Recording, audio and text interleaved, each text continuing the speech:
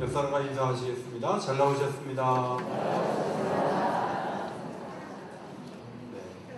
2층에는 앉을 자리가 한 자리도 없네요. 이제 늦게 오신 분이 앉을 데가 없는데 2층에는 부모님을 모시고 오신 분들, 그리고 연세가 좀 넘으셔서 불편하신 분들만 앉아주시고, 기둥 뒤에 이렇게 2층에 이렇게 계시면 제가 안 온 줄 알거든요. 근데 아래층은 좀 잘 보이는데 2층이 잘 안 보여요. 다음 주에 기억하셨다가 꼭 아래층으로 내려와 주시면 감사하겠습니다. 네. 시선을 옮기면 보이는 소망이라는 제목의 말씀입니다.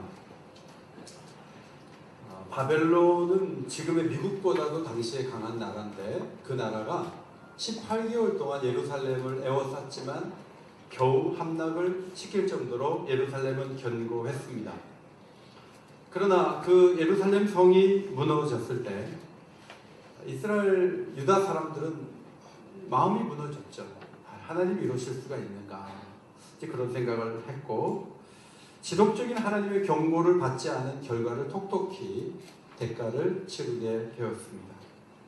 살아남은 사람들은 매우 고통스러워했는데 에레미야에 가서는 생존자들의 그 고통이 얼마나 깊었는지를 보여주는 그런 시로 우리에게 주어져 있습니다. 열왕기상 25장과 에레미야 39장, 52장, 그리고 역대하 36장 네 곳에 예루살렘 함락에 대한 기사가 기록이 되어 있습니다. 이것을 정리를 해보면, 먼저 예루살렘 성을 군사들이 에워쌌고요. 그 다음 기근이 엄습해서 물자가 반입이 안 되니까 굶주리는 거죠. 왕과 군대가 도주를 했지만 잡혀서 대부분 죽임을 당했습니다. 왕궁과 성전과 성이 불타고 성벽이 무너지고 또 거주민이 끌려가는 포로 생활을 해야 되는 어려움이 있었습니다. 성전이 약탈되고 지도자가 처형되고 이제 속국으로 살아가는데 그 과정에 도움을 줄 만한 나라들이 아무도 도와주지 않았다. 이것이 예루살렘 함락에 걸쳐있는 그런 아픈 모습이었습니다. 예루살렘 성은 삼면이 절벽이었기 때문에 절대로 무너지지 않는다 그러는데 무너졌어요. 특별히 신앙적으로 성전이 예루살렘에 있기 때문에 하나님이 자신의 명예와 이름을 걸고 우리를 지키실 것이라 기도했는데 하나님께서 지켜주지 않으셨습니다. 다윗을 부르셔서 너의 후손이 영원히 통치하게 될 것이다 했긴 했는데 왕조가 여기서 끝나고 말았죠. 그러니까 사람들은 믿을 수 없는 그 충격 속에 고통하고 있었습니다. 무엇보다도 하나님이 자기 백성을 버리셨다, 이 사실 앞에 너무나 큰 충격을 받았습니다. 예루살렘 함락은 죄에 대한 대가죠. 그 대가를 치르면서도 우리가 이렇게 가혹한 형벌을 받을 정도로 잘못했던가, 이런 혼란스러운 마음이 계속 사람들 마음에 남아 있었습니다.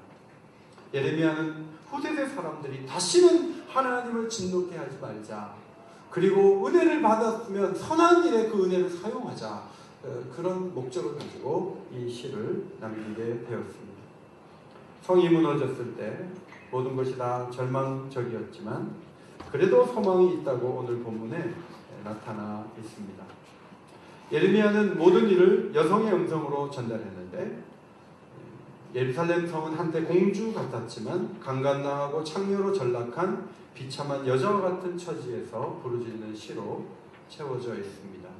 한편으로는 굶어 죽는 자식을 품에 안는 비극적인 여인의 모습으로 이 시를 적었습니다. 3장에도 계속 힘들어하는 그런 시들이 이어지고 있는데 3장 8절을 한번 성경 보시고 8절을 같이 읽도록 하겠습니다. 3장 8절 같이 읽겠습니다. 시작. 내가 부르짖어 도움을 구하나 내 기도를 물리치시며. 도움을 구하지만 기도를 듣지 않으시죠? 그 다음에 11절 말씀, 10절과 11절을 읽겠습니다. 10절, 11절 시작. 그는 내게 대하여 엎드려 기다리는 곰과 은밀한 곳에 있는 사자 같으사 나의 길들로 치우치게 하시며 내 몸을 찢으시며 나를 적막하게 하셨다. 엎드려 기다리는 곰처럼 그리고 은밀한 곳에 숨어 있다가 공격할 사자처럼 나타나셔서 찢으셨다. 목자가 아니라 맹수가 되신 하나님에 대해서 말씀하고 있습니다. 12절에 활을 당겨 나를 화살의 관역으로 삼으셨다. 그 화살이 명중될 때마다 피가 터지고 아픔이 있는 거죠. 이런 상황이 되니까 사람들이 다 조롱합니다. 노랫거리가 되고 조롱거리가 되고 말았다고 합니다. 하나님은 쓴물로 채우시고 돌로 이를 부두시고 재로 덮으시는 고통을 주셨습니다. 이 고통을 당하면서 18절 나의 힘과 여호와께 대한 내 소망이 끊어졌다 하였도다.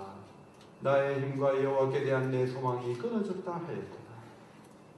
다 끝난 거죠. 18절을 보면서 이제 완전히 절망이구나 그런 생각을 하게 되는데 21절을 보면 오히려 나의 소망이 되었사오면 그것이 오히려 나의 소망이 되었사오면 소망이 있다는 얘기를 해요. 무슨 갑자기 이게 소망이 나오지? 해서 19절을 읽어보니까 고난의 고초와 재난 곧 쑥과 담즙을 기억하소서. 쑥은 매우 쓴 기름을 생산하는 재료고요. 담즙은 독초나 독약을 생산하는 식물의 이름이에요. 자신이 그렇게 쓰고 쓰진 독한 고난을 당했다고 하면서 20절에 낙심이 된다고 했는데 갑자기 21절에 소망이 있다고 얘기를 하고 있잖아요. 그래서 갑자기 왜 소망이 있다고 그러지? 말씀을 보면서 그런 생각이 들었어요. 그래서 히브리어 성경을 펴놓고 21절을 다시 번역을 제가 해봤어요. 해보니까 이런 말이에요. 이것들을 마음 가운데로 보냈더니 그 후에는 기다릴 수 있는 힘이 있게 됐습니다. 이제 직역을 하면 이런 표현이에요. 지시대명사가 두 개가 아니고 한 개예요. 이것들을 복수로 이것들을 마음 가운데로 보냈더니 그 후에는 기다릴 수 있게 되었습니다. 이것들은 뭔가 이렇게 해서 읽어보면 22절에 여호와의 인자와 긍휼이라고 볼 수가 있습니다. 어려움을 당하면요 하나님이 인자, 따뜻한 사랑, 친절한 사랑, 긍휼, 내장이 끊어질 정도의 아픔을 가지고 사람을 바라보는 어떤 감정 이런 것들이 내가 어려울 때는 다 끊어진 것 같은데 선지자가 하나님을 바라보면서 그 여호와의 인자와 긍휼을 자기 마음 가운데로 흘려보낼 수 있도록 그렇게 마음문을 열었어요. 잠시 후에 기다릴 수 있는 힘, 소망을 얻게 되었다고 고백을 하고 있습니다.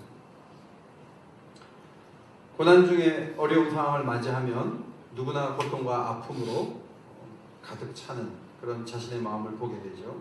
특별히 하나님께 별로 해준 것도 없으면서 교회도 안 다니고 기도도 안 했으면서도 자기가 무슨 어려운 통보를 받거나 어려운 사건에 휩싸이면 없던 하나님을 막 찾으면서 하나님도 무심하시다 이러면서 막 하나님을 원망하는 사람들이 있는데 교우들 가운데는 열심히 기도하고 예배하다가 어려움을 당하면 하나님께 섭섭한 마음을 가지고 너무 가혹하시네요. 어떻게 이러실 수가 있어요. 얼굴도 차가워지고 전에는 10번씩 보이다가 가끔 한 번씩 명맥만 유지하는 신앙생활로 전환하는 분들도 있어요. 그분들의 가슴 속에는 자기가 피해자는 거예요. 이유도 없는 고통을 왜 나한테 주냐는 거예요. 자, 그러면서 계속 고통을 묵상하고 고통 속에 있고 고통 속으로 계속 빠져들어가면 반전이 일어나지 않아요. 반전이 내 마음속에 일어나고 내 삶에서 변화가 일어나려면 고통에서 시선을 딱 떼가지고 하나님을 하나님을 바라보면 하나님이 인자와 긍휼을 내 마음속에 보내시죠. 그러면 기다릴 수 있는 소망을 갖게 돼요.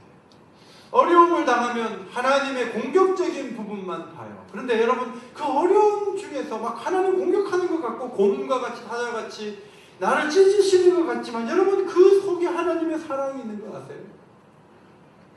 막 자녀들 야단을 치는데 나도 야단을 쳐 아버지가 짜증날 수 있지만 그 야단치고 때로는 매를 대는데 그 아버지가 나를 사랑하고 있는 거예요.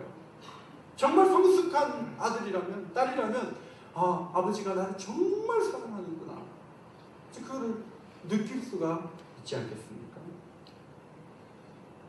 예수님께서 십자가의 고통을 당하셨을 때 가장 고통스러웠던 것은 손과 발에 대못이 들어가는 그 육체적인 고통이 아니었어요. 예수님의 가장 큰 고통은 뭐냐면 전능하신 하나님께서 재판장이 되시고 심판자가 되셔서 가장 무서운 형벌의 자리에 아들을 내어주신 채 그리고 얼굴을 가리시고 얼굴을 돌리시는 거예요. 그 하나님의 인자와 긍휼과 사랑과 격려하는 그 말이 그 십자가에 있는 아들에게는 한마디도 들리지 않은 상태에서 몇 시간을 지내야 했던 것, 그것이 예수님께 가장 힘들고 어려운 일이었습니다. 성경에는 아들의 아픔은 표현되어 있지만 아버지의 아픔은 생략되어 있어요. 그래서 우리는 고통한 아들을 보지만 아파하는 아버지에 대해서는 잘 몰라요. 성부 하나님은 어떤 아들을 어떻게 대우하셨어요? 아들을 어떻게 만나셨어요? 세례를 받을 때 하늘에서 비둘기 같은 성령이 내리면서 하늘에서 음성이 들렸어요. 이는 내 사랑하는 아들이요 내 기뻐하는 자라. 변화산에 올라갔을 때 제자들과 함께 있을 때 하늘에서 또 음성이 들렸어요. 이는 내 사랑하는 아들이요 내 기뻐하는 자니 너희는 저의 말을 들으라. 이런 음성이 들렸어요. 이것이 아들을 향한 아버지의 마음이었습니다. 그 귀한 아들을 어떻게 마구간에 태어나게 하실 수가 있습니까? 그 귀한 아들을 어떻게 목수의 집에서 자라게 하실 수가 있습니까?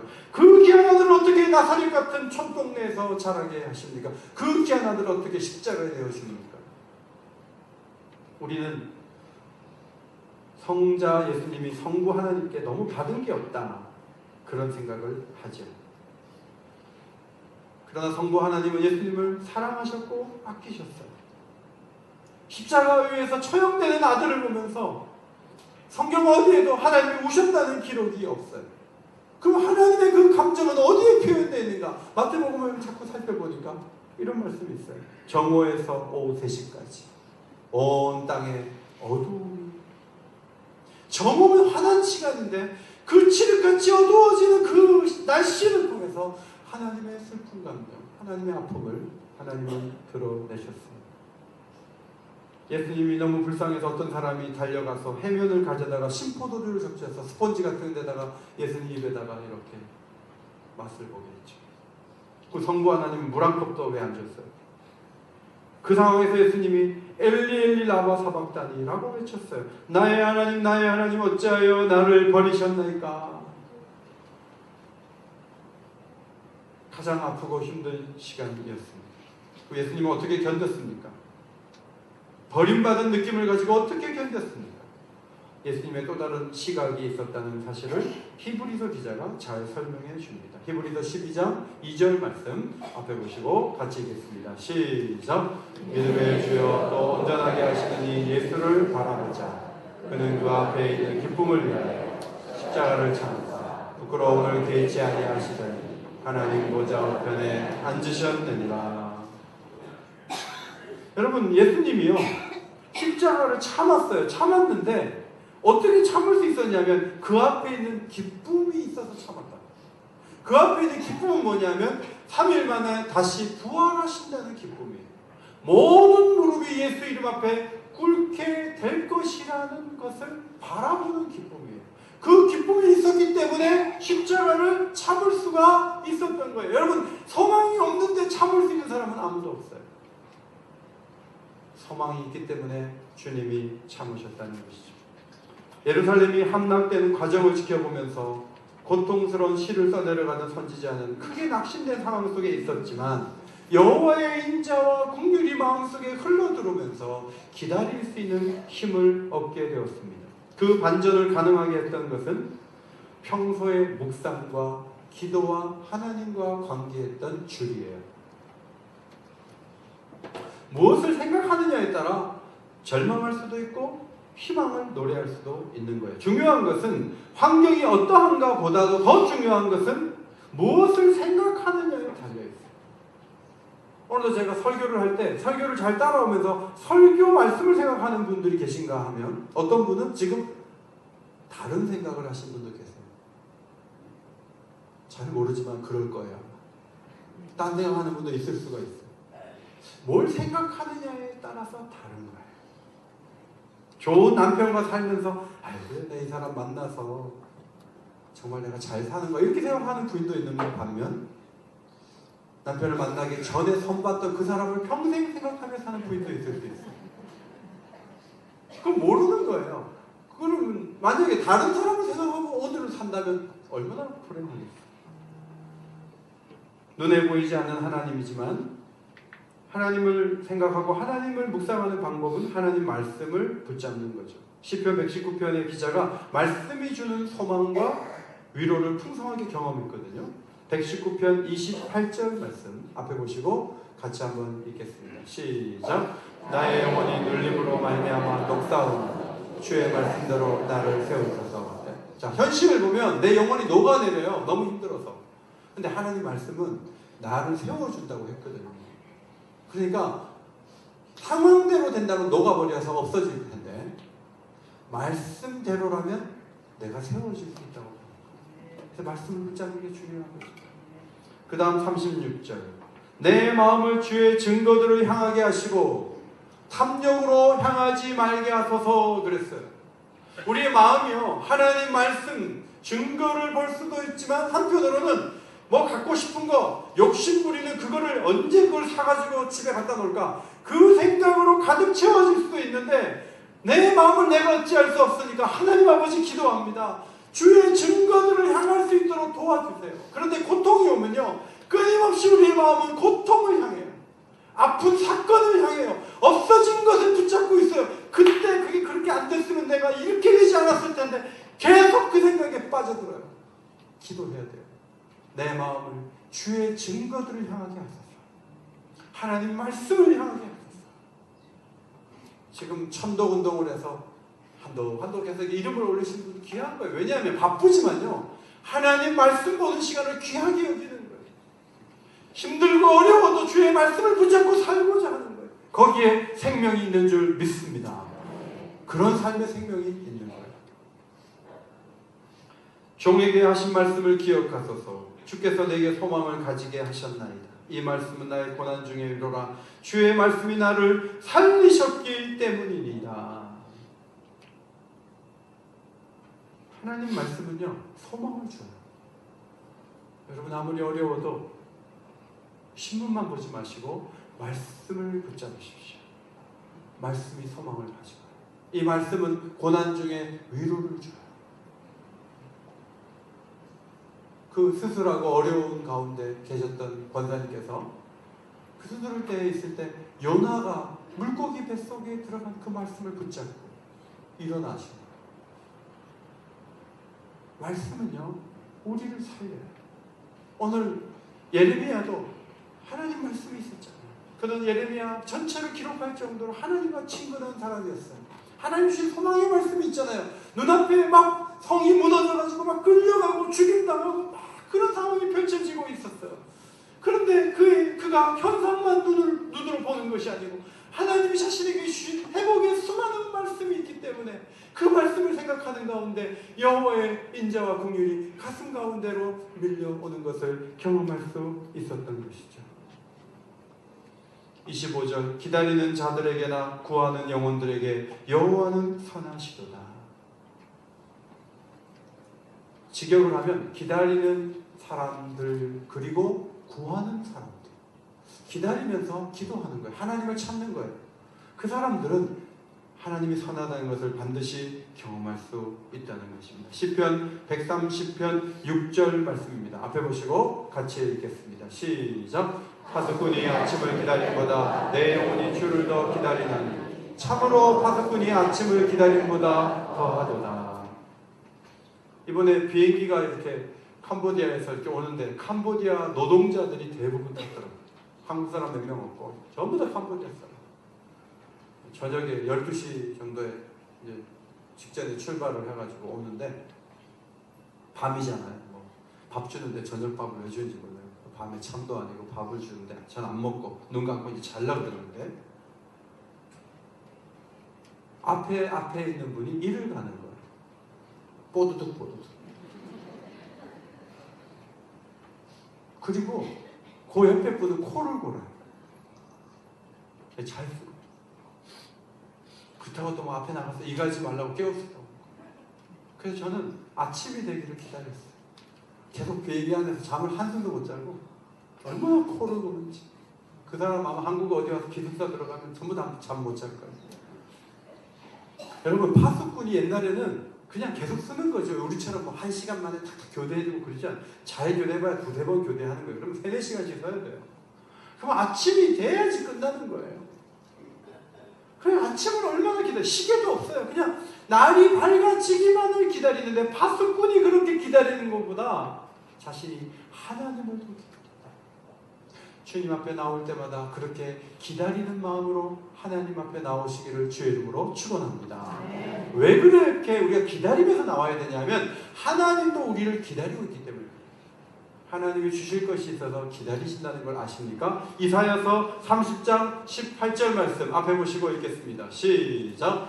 그러나 여호와께서 기다리시나니 이는 너희에게 은혜를 베풀려 하시며 일어나시리니 이는 너희를 긍휼히 여기려 하시리라. 하나님 우리를 기다리신다고요. 왜? 은혜 주시려고. 하나님 우리를 기다리세요. 긍휼히 여기시려. 그래서 여러분 집에 돌아갈 때 하나님이 내 사정 다 아시고 나를 불쌍히 여기시는구나. 이 감정을 가지고 이 마음을 가지고 가면 하나님은 예배에 오시고 너무 기뻐하시는 거예요. 아무런 걸 가지고 가지 못한다면 그건 너무 하나님이 안타까운 모습으로 우리를 보실 거예요. 하나님이 우리를 기다리신다. 하나님이 진노하셨던 이유는 하나님을 기다리지 않고 다른 걸 구하고 다른 걸 기다리고 우상을 기다리니까 사회 전체를 흔들어 놓으면서 나를 기다린다. 그렇게 하시는 거죠. 예레미야는 시련 중에 고통을 표현하다가 그 마음이 하나님을 향하고 하나님의 인자와 긍휼이 마음속에 밀려오는 것을 깨달으면서 너무너무 기뻐하는 모습을 보게 돼요. 그러면 인자와 긍휼이 무궁하신 그 근거가 무엇인가? 22절을 보시면 성경 보시고 22절을 한 번 더 읽겠습니다. 시작. 여호와의 인자와 긍휼이 무궁하심으로 우리가 진멸되지 아니함이니이다 그랬어요. 제가 다시 성경을 펴놓고 직역을 해봤더니 이런 말이에요. 무궁하다 이런 단어는 없고 인자와 긍휼이 끝나지 않아서 우리도 끝나지 않았습니다. 이렇게 번역하면 그래요. 하나님이 심판을 하신다 그래서 인자와 긍휼을 거두신 걸로 알고 있었는데 하나님을 가만히 보니까 하나님이 여전히 우리를 사랑하시는 거예요. 여전히 우리를 불쌍히 여기시는 거예요. 그러면 그 인자와 긍휼은 계속되는 거예요. 그런데 내 마음속에 내가 이 상황이면 끝난 거지. 더 이상 뭐가 있어? 소망이 뭐가 있어? 내가 이러고 있었다는 거죠. 그런데 그 고백을 바꾸어 놓는 거예요. 2002년 태풍 루사, 2003년 태풍 매비가 와서 많은 사람이 죽었어요. 루사 때는요 88,000명의 이재민이 발생하고 5조 원이 넘는 피해를 입고 인명피해만 해도 180명에 육박했어요. 15년 전, 16년 전에 너무나 큰 어려움이 우리에게 다가왔어요. 그런데 예루살렘 함락은 그 이상의 고통을 남겼습니다. 너무나 큰 고통을 남겼어요. 아픔에 주목하다 보면 다 이런 것밖에 없고 도대체 일어날 수가 없지만 그러나 하나님이 끝난 게 아니면 우리가 끝나지 않는다니까요. 하나님이 계속 붙들고 계시고 계속 도와줄 거면 한동안 징벌을 받는다 할지라도 어려움을 당한다 할지라도 다시 일어나게 된다는 놀라운 진리를 예레미야는 발견했습니다. 욥을 보시면 건강 잃었어요. 재산 잃었어요. 자녀를 잃었어요. 10명 자녀가 다 죽었어요. 그러면 다 잃은 거예요. 그리고 끝난 거예요. 그래서 욥이 자기가 끝난 줄 알고 친구들이 막 자꾸 시비 거니까 말을 많이 했다고요. 그런데 욥기서를 읽어보니까 욥이 끝난 게 아니에요. 회복의 계획을 하나님이 갖고 계신데 거기까지는 못 본 거예요. 그게 욥의 치명적인 실수였던 것이죠. 가장 아끼는 아들 요셉을 잃은 야곱이 다 끝난 것 같은 시기를 보냈죠. 라헬, 사랑하는 그 아내 라헬이 죽고 라헬의 아들 요셉이 사라졌어요. 야곱에게는 살만한 이유가 없었던 거죠. 그런데 요셉이 보낸 형들이 와서 아버지, 사실 요셉 살았습니다. 에이, 거짓말하지 마라. 아 진짜 난 못 믿겠다. 그래요? 문을 딱 열고 아들이 보낸 수레가 여기 있는데요. 수레를 보니까 총리가 보낸 어마어마한, 우리로 말하면 지금 굉장히 좋은 자동차가 딱 문 앞에 있는, 그걸 보면서 기운이 솟아난 거예요. 그리고 애굽으로 가서 고센 땅에서 요셉을 만나면서 이런 말을 했어요. 내가 지금까지 살아있고 내가 너의 얼굴을 보았으니 지금 죽어도 족하도다. 우리도 그러잖아요. 내가 그렇게만 되면 지금 죽어도 족하다. 여러분, 그런 일들 중에 안 이루어질 일도 있겠지만 하나님이 허락하시면 살아있는 가운데 내가 정말 원하는 일들도 이루어질 수 있다는 사실을 믿으시기 바랍니다. 그 믿음이에요. 야곱은 그 가나안 땅을 떠나면서 브엘세바에서 희생 제사를 드렸죠. 그때 하나님이 야곱에게 나타나서 이런 말씀하셨어요. 나는 하나님이라. 내 아버지 하나님이 애굽으로 내려가기를 두려워하지 마라. 내가 거기서 너로 큰 민족을 이루게 하리라. 내가 너와 함께 애굽으로 내려가겠고 반드시 너를 인도하여 다시 올라올 것이다.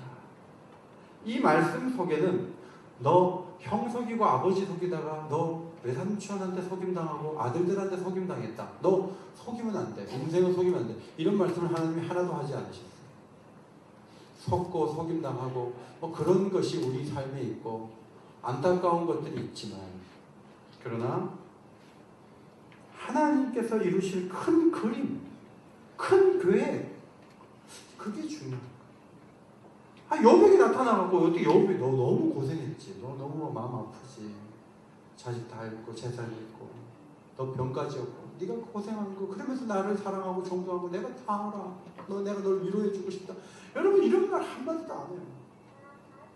하나님은요, 우리가 눈을 떠서 큰 그림을 보기를 원하세요.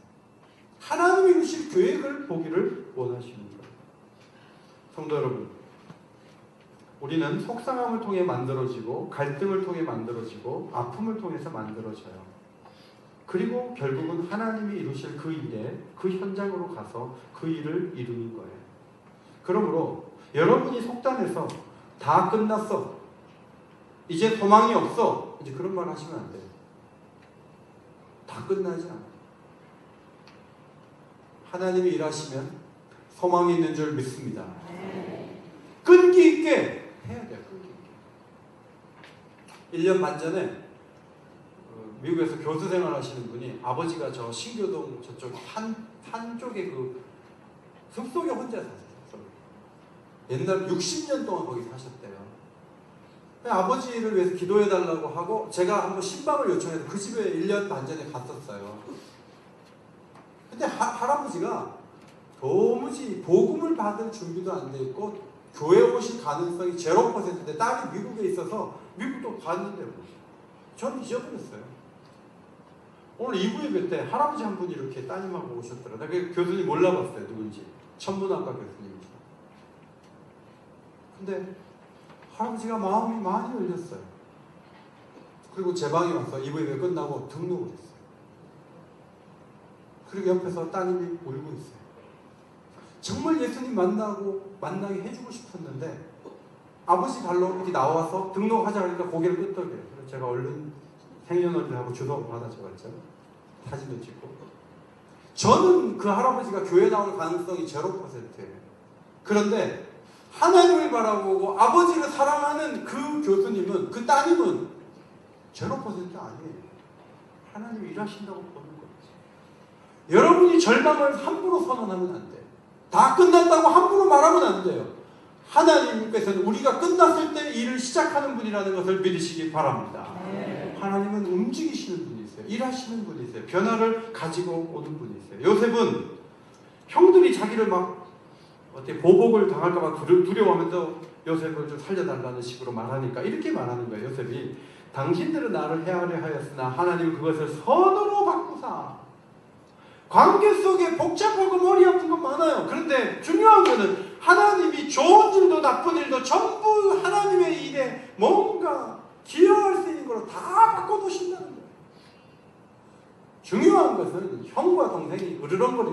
아니에요. 중요한 것은 오늘과 같이 많은 백성의 생명을 구원하게 하시는 하나님을 보는 거예요. 하나님이 계시다고 선언하는 거예요. 그런 선언을 할 수 있다면 23절 말씀이 가능하죠. 이것들이 아침마다 새로우니 주의 성실하심이 크도소이다. 저기 새롭다는 단어와 성실하다는 단어는 좀 상극의 단어예요. 왜냐하면 성실하다는 단어가 매일 반복되는 꾸준함을 말하기 때문에 그래요. 우리 할렐루야 찬양대원들은 지난주도 할렐루야 찬양대, 한 달 전, 1년 전도 할렐루야 찬양대, 다음 주도 할렐루야 찬양대. 새로워요? 별로 안 새롭죠? 새로운 게 별로 없어요. 여러분도 계속 어긴교회를 계속 반복해서 와요. 주일마다 새로우십니까? 중층 새로울 수 있어요. 아래층으로 내려오세요. 그러면 새로울 수 있어요. 뭐가 새로워요? 맨날 똑같은데. 그런데 여호와의 인자와 긍휼을 붙잡으면요, 그것이 가슴 가운데로 밀려오면요, 아침마다 새로워지는 은혜가 있을 수 있다는 거예요. 그것은 내 감정이 아니라 하나님의 성실하심 때문에 그렇다는 거예요. 하나님이 약속한 대로 이끌어 가시요. 이스라엘 백성은 예레미야가 쓰기를 70년 후에 돌아온다고 썼어요. 그러면 예레미야가 죽을 때까지는 못 돌아오는 거예요. 그러면 하루아침에 뭐가 변화돼요? 다 사람들이 죽고 막 끌려가고 처형당하고 갈대아 군사들이 왔다 갔다 하고 어제 아침이나 내일 아침이나 모레 아침이 똑같아요. 그런데 하나님이 약속하신 그 약속이 분명하다면 하루하루 회복의 날로 접근해 들어가는 거예요. 그 날이 비록 70년이 걸린다 할지라도 그 70년을 한숨 쉬면서 보내는 것이 아니라 하루하루 회복의 날로 접근하면서 새 날로 만들 수 있는 축복이 있다고 고백을 하는 거죠. 여러분, 무기수는 아침이 의미 없잖아요. 무기수가 계속 무기수니까 거기 갇혀 있어야 되니까 못 나오는데 아침이 무슨 의미가 있어요? 저녁도 의미가 없고 아침이 의미가 없어요. 그런데 3일 후에 출소하는 사람에게 아침은 감격스러운 거예요. 3일 후면 나가니까 이제 이틀 남았다. 다음날 아침에 내일 나간다. 그 아침은 다른 거예요. 여러분, 이 세상을 살 때 무기수처럼 살면 안 돼요. 하나님 여러분에게 좋은 것을 주시고 회복의 날을 주실 계획을 갖고 계신다는 것을 인지한다면 오늘 아침은 새로운 날이 될 줄 믿습니다. 내일 아침도 새로운 날이 될 줄 믿습니다. 새 날이 되는 거예요. 새 날이. 하나님은요, 우리 기대보다 훨씬 놀라운 일을 이루세요. 아침을 뷰티크 깜포스 호텔이라는 곳에 예약을 제가 했어요. 며칠 전에 해가지고 선교사가 알아보니까 늘 너무 10,000원짜리 거기다 넣어가지고 너무 힘든 거예요. 그래서 제가 조금 비싼 40,000원짜리, 50,000원짜리 하나 알아놔갖고 거기에 이렇게 같이 내려간 선교사님하고 아침을 먹는 거예요. 아침을 이렇게 먹는데 그 선교사님 사모님이 아침을 좀 많이 드세요. 점심에 일을 하셨던 분이라. 그래서 좀 많이 시켜서 저희도 많이 시켜갖고 주문을 하는 건데 뷔페가 아니고 과일까지 한 4명이서 10접시를 이렇게 넣고 막 먹었어요. 그리고 나머지는 뭐 한 4,000원, 5,000원 하니까 계산해 주려고 그래가지고 이거 다 먹고 이제 계산하려고 제가 가서 나머지가 얼마냐 물어봤더니 너가 더 시켜 먹은까지 오늘은 무료다. 안 내도 된다. 그 호텔은 뷰티크 호텔인데 혹시 깜포스에 가시면 그 호텔에 들어가세요. 아침을 그냥 주는데 더 시켜 먹어도 무료예요. 제가 아침이 무료라는 걸 모르고 먹었는데 여러분 그 다음날 더 많이 시켜 먹고 싶은데 배가 불러 못 먹겠더라고요. 그런데 그날 무료입니다. 그런데 제 마음에 이게 은혜인가 보다. 돈 내봐야 내가 2만원, 만원 더 내겠지만 그거 안 내는 게 좋아서가 아니고 하나님이 내가 더 시켜 먹은 것도 무료예요. 그날 아침은 저에게 새로운 아침이에요. 여러분, 항상 억울한 일만 이어질 것 같아요? 그렇지 않아요. 하나님이 예정하시고 작정하신 새날이 여러분에게 아침마다 열려질 것을 기대하시기를 바랍니다. 그런 하나님을 믿는 것이 진정한 신앙이라고 하는 거예요. 그래서 제가 설교문을 이렇게 멋있는 문장을 하나 썼어요. 회복을 향하고 있는 시간에 대한 발견. 회복을 향하고 있는 시간에 대한 발견. 이 발견을 아침마다 하는 거예요. 아침마다. 저녁은 죽음을 닮았잖아요. 끝을 향하잖아요. 저녁에 이렇게 주무시다가 돌아가신 분도 계세요. 그러면 그분은 그날 저녁이 끝이에요. 그런데 대부분은 아침에 눈을 뜨면 하나님이 환하게 해놓으셨어요. 심판을 받아 너무너무 고통하는 저녁을 맞이하고 한밤중을 맞이하지만 시인의 마음에는 아침이 온다. 새 아침이 온다. 은혜와 용서의 세계가 열리게 될 것이다.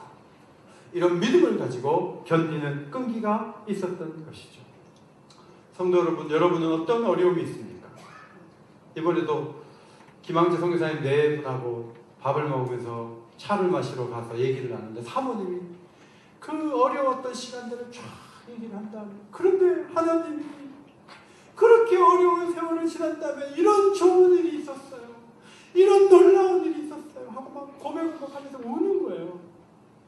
그래서 저도 이렇게 생각해 보니까 목회하다가 힘든 시간이 있잖아요. 제가 3월에 힘들잖아요. 그러면 하나님이요 4월 달에 좋은 일을 주실 때가 참 많았어요. 그래서 제가 그게 반복되는 걸 많이 경험해갖고 누가 저를 힘들게 하면요 다음 달에 무슨 좋은 일을 주시려고 저 인간이 나를 힘들게 하나. 그러면서 이제 제가 하나님을 기대하는 눈을 열게 된 거예요. 여러분에게 저녁이 있습니까? 아침을 주실 줄 믿습니다. 아침을 주신다. 이것이 아름다운 믿음이죠. 찬송가 238장 해지는 저편 새 하늘에는 우리 주 예수 계시오니 고난은 가고 찬란한 새벽 영광의 날이 밝으리라. 저녁은 고난을 상징해요. 그런데 새벽에는 모든 것이 해결이 되고 빛이 비춰지는 거죠. 그 다음 40장, 240장 시각장애인이었던 크로스비 여사의 시입니다. 주가 맡긴 모든 역사 힘을 다해 마치고 밝고 밝은 그 아침을 맞을 때 요단강을 건너가서 주의 손을 붙잡고 기쁨으로 주의 얼굴 배우리. 나의 주를 나의 주를. 여러분 힘든 시간이 있어도 아침을 주실 줄 믿습니다. 아침을 바라봐야 돼요. 그럼 목사님 죽으면 어떻게 됩니까? 병을 앓다 죽으면 어떻게 됩니까? 그러면 부활의 아침을 주시죠. 저 천국에서 아침을 맞이하게 될 거예요. 그날 눈을 뜨면 모든 것이 좋은 세계에서 새로운 아침을 맞이해서 영원히 사는 길을 열어놓으실 거예요. 이 복된 약속을 우리에게 주시고 그것을 성취하신 하나님을 이 땅에서부터 바라보기 때문에 이 땅에서 웬만한 어려움이 와도 눈도 깜짝하면 안 돼요. 사실은 담대하게 서야 되고 하나님을 바라봐야 돼요. 24절 내 심령에 이르기를 여호와는 나의 기업이시니 그러므로 내가 그를 바라리라 하도다. 기업이라는 단어는 매끄럽다라는 동사에서 나왔어요. 매끄러운 게 뭐냐면 돌이에요. 제비를 뽑을 때 돌을 하나 잘 지파 대표가 골라 잡으면 좋은 땅. 그래서 서로 그 대표가 땅을 딱 고를 때 여호수아 앞에서 땅을 고를 때 좋은 돌을 고르기를 원했어요. 그런데 그걸 고른 대로 배치가 되는 거예요. 그래서 넓은 땅 좀 주십시오. 요셉 지파는 더 넓은 땅이 필요합니다 하고 여호수아를 찾아온 적도 있어요. 기업은 하나님이 배분하신 공간, 땅을 의미하는 거예요. 그런데 그 땅을 다 뺏겼어요. 땅이 다 사라졌어요. 그때 예레미야의 눈에 여호와가 기업이라는 게 보였어요. 하나님이 기업이구나. 여러분 신앙생활에 철이 덜 들면 하나님이 주시는 것이 좋아요. 그런데 신앙생활 정말 깊은 곳으로 내려가면 하나님이 좋아요. 부인들 가운데 남편의 월급이 더 좋습니까? 남편이 더 좋습니까? 어떤 부인은 남편이 월급 안 받아오면 이제 그만 살아. 돈도 안 벌어오는데 다시 필요 없어. 힘도 없고 당신 추방이야. 이렇게 얘기해요. 그러니까 지금까지 남편이 공급하는 그것 보고 산 거예요. 그건 제대로 산 게 아니에요. 신앙생활도 마찬가지예요. 고난의 때 그를 알아보는 거예요. 그 사람이 하나님을 붙잡고 살았는가? 하나님 주시는 것이 좋아서 살았는가? 우리 오경교회 성도들은 하나님이 기업되기를 원합니다. 하나님 우리의 기업되기를. 결론입니다. 시선을 옮기면 소망이 보입니다. 인자와 긍휼의 하나님이 우리의 소망이 되십니다. 하나님은 기다리는 자에게 좋은 것을 주십니다. 여호와의 구원을 바라고 잠잠히 기다리는 것이 좋도다. 그 좋은 것이 오려면 아프고 힘든 것에서 눈을 잠깐 떼셔야 돼요. 그리고 하나님을 바라보셔야 돼요. 하나님을 바라보는 방법은 기도하는 것이고 말씀을 묵상하는 거예요. 이번 한 주간도 묵상하면서 하나님을 더 깊이 만나게 되시기를 주의 이름으로 축원합니다.